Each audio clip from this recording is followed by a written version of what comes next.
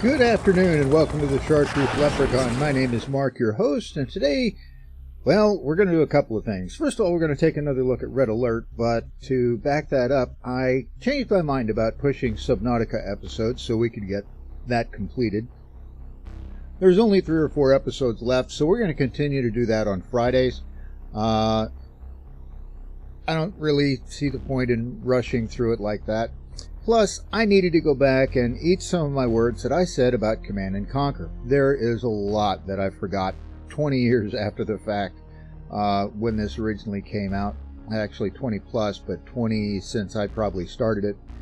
I think it came out in 95 and I started playing this stuff 98, 99 and carried through for several years after that. But Command & Conquer is built, like so many of these types of games, on an alternate timeline. Command & Conquer came out, and then this prequel series, Red Alert, came out after that. It goes back and picks up the story of the whole how did this happen thing. So, in this alternate timeline, Hitler never happens. So World War II, as we know it, never happened. Instead, Russia under Stalin invaded China and then invaded Europe. And Kane rises to power pretty much by eliminating the competition. And eventually, when Stalin dies, Kane takes over and the Brotherhood of Nod is born. So we'll take a look at a saved game where I'm at in another playthrough. Every time I play through, I make some saves, and then I delete all the saves so that I can't go back and replay that particular save. If I want to do it, I got to start over. And anyway, so we're on episode 9, Battle Scene 9, whatever you want to call it. And we have this interesting introductory video. Gotta love a happy drunk, right? Vodka. More vodka. Made by little lady in Russia, according to Chekhov, right?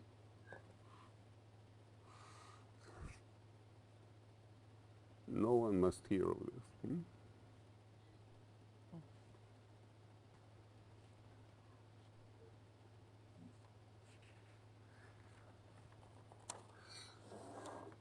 Do you recognize these names?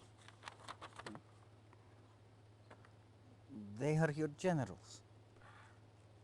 But I don't see my name. Be thankful. I named these men as traitors. They're plotting to kill me. Stalin actually believed various groups of people throughout his regime term were out to kill him. At one point, he actually purged all the doctors, or a sizable chunk of them anyway, because he thought they might kill him. But you have always stood by me. When I regained the lands stolen by the Europeans and the Chinese, you were there.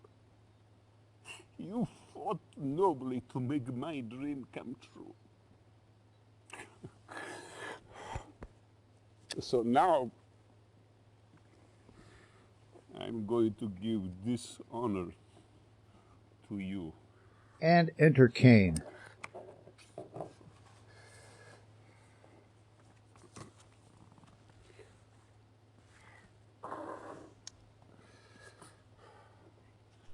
Clearly at this point a behind-the-scenes guy who's got a lot of power because he can get into Stalin's presence. Death warrants? Sign them.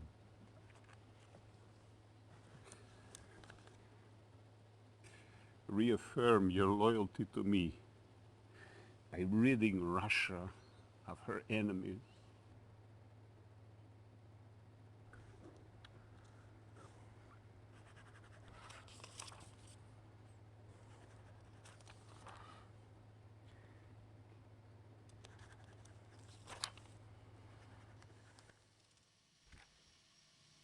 Curious. Stalin said nothing about the truck Gradenko abandoned. Containing elements of Iron Curtain. Yes. We must get it back. I'm sure you'll find a suitable way to handle Comrade Gradenko. The truck and its contents were abandoned somewhere in this region. The Allies captured the truck and brought it to this way station. They intend to move it to safe territory and study its contents carefully. This cannot be allowed to happen. We cannot risk recapturing the truck. It is now a liability. Do not allow the truck or any Allied unit to leave the area. And that's our cutscene for Section 9. As you can see, there's competing factions within the Soviet Union, which there always were, and still are for that matter. But yeah, I wanted to come back and touch base on this because this is an important setup if you want to get into the lore and so forth behind Command and Conquer. This is how it goes on the Soviet side in Red Alert. So I believe I said in the first when I did the other two videos that what I didn't like about it was, you know, standard NATO versus Warsaw Pact. Well, sort of. I have forgotten so much about this game. There is so much tucked away. It's a lot like Fallout, which also is built on an alternate history. After World War II, things don't go into nuclear weapons. They go into cars and manufacturing, and you know, the good life comes to everybody until they finally run out of resources, which is pretty accurate. And that leads to a nuclear war with China, which, when the games came out, China was not the big power that it is now. So interesting predictions there. Anyway, I wanted to come back and touch base on this and kind of eat my words a little bit and set this up. It's still a fun game. It is, you know, real-time strategy. You know, you grab your guys, send them over to Area 2 or, you know, wherever you're going. And but it's still a lot of fun. I had forgotten... Actually, I'm not sure I forgot. I don't think I ever played the Soviet side of Red Alert through. I know I played the Allied side all the way through several times, but looking back and thinking on it, I'm not sure I ever watched the Soviet side and saw the rise of Cain the way it's beginning to shape up right here. So you learn something often. So with that in mind, I will end this little video. It was yeah, just me catching up and repenting for my words of error. And yeah, so thanks for stopping in at the Chartreuse Leprechaun. We'll take a quick look at this map. This is really different. Mission loaded. Here we go, and you can see that the Yes, sir. Unit lost. Comrade. Acknowledged. why is my map not moving? I can't get to the far side of my map. What? Vehicle reporting. Affirmative. I think I have a loading error here, because there's clearly other stuff there. What? Oh well. Anyway, the gist of this one is, as you saw in... Oh, it's not... What? The map scroll's not working. The arrows aren't working. Oh, that's fun.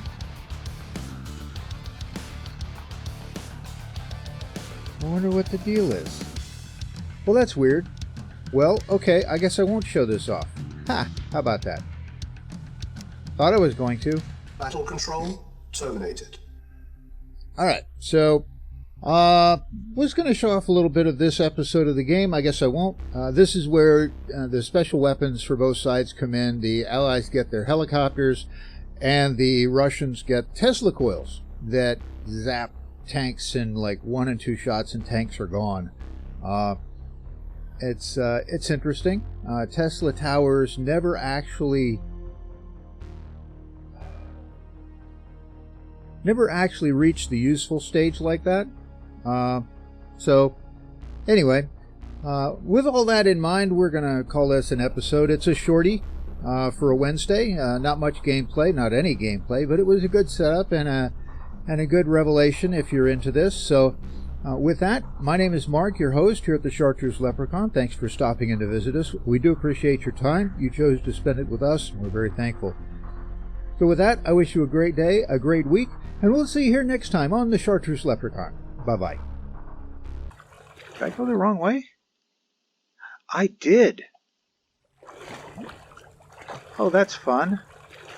I just went 900 meters in the wrong direction. That was where we wanted to go.